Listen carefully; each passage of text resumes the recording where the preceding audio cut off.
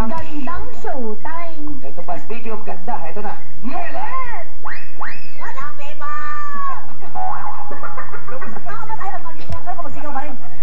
Sa nakuha ako. Uy, na-worry ako kasi first time ko mag-judge. Oh. Sobrang pagkaganda naman lahat. Para akong ma-stress. Pumunta lang ako sa showtime para ma-stress. Pero, napaka-the-best ang kanilang pag-cheese na kanilang kamay, di ba? Oo. Nag-cheese. Mabuti na lang, hindi sila pasmado. Kaya kung mapasmado sila, mapasmado din ang manood. Pero sobrang pagagaling nila mga ganun sa kamay. Naglimbawt ang balahibo ko yung... Ano? Yung balahibo ko, naglimbawt yung tumaas. Tumayo. Oh. Goosebumps.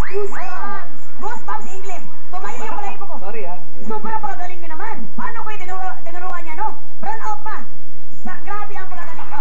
Ang ating points ay ito ang points ko sa inyo. Pero ang points ko, kakabahan ako ito. Pasensya na kayo, ha? Okay. Nice!